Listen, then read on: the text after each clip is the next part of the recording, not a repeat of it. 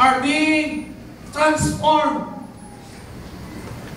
Praise God! Hallelujah! Kapatid, marami tayong pagkakamali ngayon, pero huwag kang mawala ng pag-asa. He's still working in your life. Huwag din po kayo mainip, He's still working in my life. Wala pong tao hindi nagkakamali. Walang tao hindi po sumasablay. Kung bibilangan na kayo pagkakamali, baka hindi na po ako tumayo rito kung akin lamang.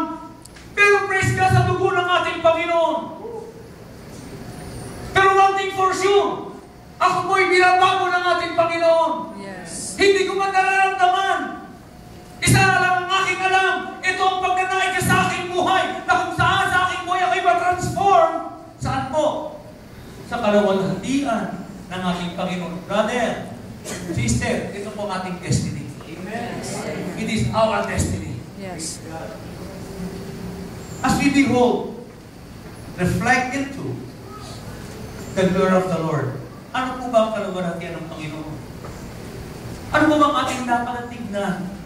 Ano ba dapat ang ating pong pagmasdan? Ano ba ang dapat kung saan tayo po ay i-reflect po ang ating pong mga buhay? Mga minamahal in the Scripture. The glory of the Lord is in the Scripture, meaning the Word of God. By looking into the glory of God in the Scripture, the Word of God, we are continually transformed into the image of God. And who is the image of God? Christ is the image of God. He's still working in my life. Kaya kung ano man ang ating kapatid, brother, kung ano man tayo, kapatid, wala tayong magagawa. Pag hindi natin nakasunduyan, baka gawin pa ng Panginoon pag-ibig sa langit yung kapitbahay. Pag hindi ka makasundo dito, palagi kayong nagpapamayan. Sige nga, gawin ko sa pag-ibig sa langit, kapitbahay kayo.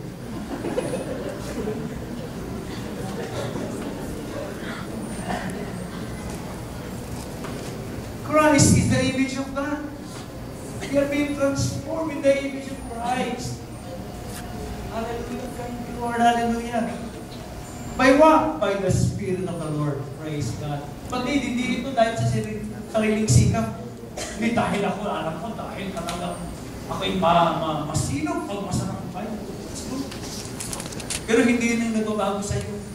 Ang nagbabago sa iyo ay ang paggawa dahil inaalaw mong kumilos sa iyo ang banal na Espiritu. Amen. Kaya mga minamahal, kapag ang banal na Espiritu nagsasalita, huwag natin itaboy.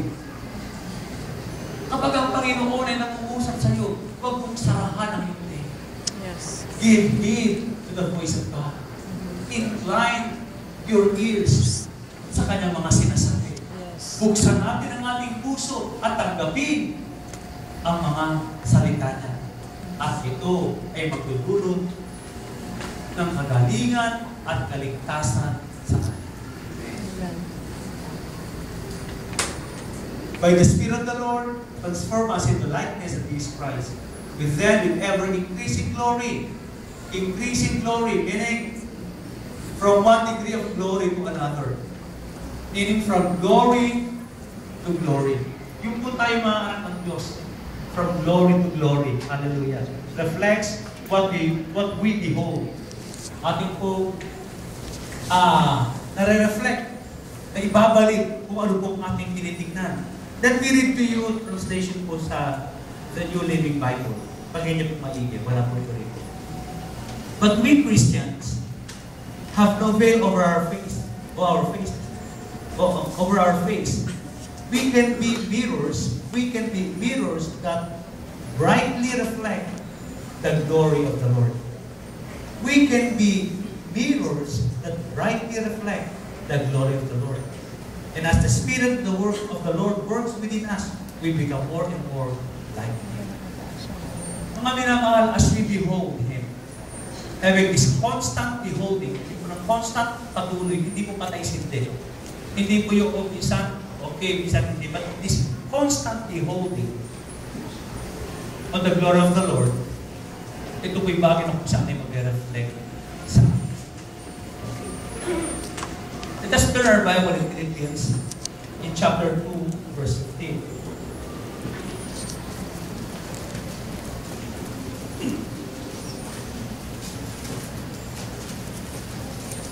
Thank you, Lord. Hallelujah. Okay, in Philippians chapter 2, verse. Okay, let us back up a little bit. Doon po sa may verse 14. Philippians 2, verse 14. Do all things without complaining and disputing, that you may become blameless and harmless children of God, without fault in the midst of a crooked and perverse generation, among whom you shine as lights in the world, holding fast the word of life, so that I may rejoice in the day of Christ, that I have not wanted in vain or labor in vain. Sa mga talata po ito ating makikita na kung saan ay si Apostol Pablo ay kanyang po dididiktas at sinasabi na kung saan ang mga anak ng Diyos ay tila baga sila po ay mga bituin. O ba? Believers as stars who light penetrates the spiritual darkness of this perverted world.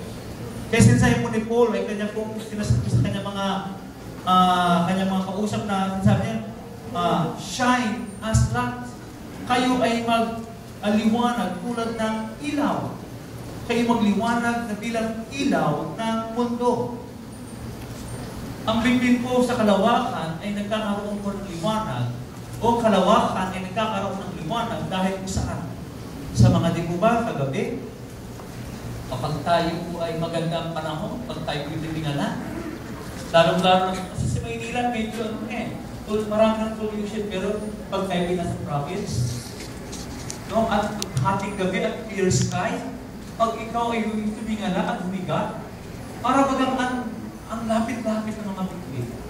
Ang liwanag niya, kumukuti-kuti lang. Ang gandang pagmasdan at hindi mo talagang mabilang at makikita mo yung kapaligiran na yung pong naalala doon sa aming pong kabataan. Hindi kayo minsan nangangailangan ng ilaw. Kapag panahon na po ng full moon, lawasan na po ang mga bata dahil ano? Dahil yan ang panahon ng laruan. Hindi nangangailangan ng ilaw sapagkat ang ilaw ng kalawakan, lalo na nagmumulang sa buwan, ay napakaliwanag. Na to the point, ang liwanag na ito ay nakakapag-create na kung saan ang iyong anino, nakikita mo yung mga kalaro, nakikita mo yung kapaligiran dahil sa liwanag ng gabi ito. Ano ba na mahal gabi ito? Tulad ng mundong ito ay ating makikita. Ang mundong ito, sinasabi nga ni Pablo, ang mundong ito ay crooked ito baluktot ito. Ang mundong ito ang ating ginagalawan.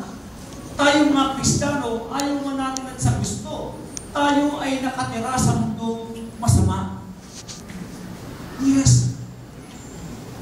Tayo ay nakatira sa mundo na kung saan kaliwa at kanan ay naroon ang mga tukso na kung saan ay pwede tayong ihulog sa pagkakamali. Kapag hindi na kung saan ang mundong ito na ating ginagalawan, siya ay laban sa liwanag. Hindi lamang siya laban sa liwanag. Gusto pa niyan na kung lalo ay lumawak ang kanyang nasakupan. Pero praise God, ating makikita bilang mga anak ng Panginoon, sinabi ni Apostol Pablo, shine as lights in the world. Na bilang isang tala sa gabi, tayo magliwanag sa mundong madilim na ito.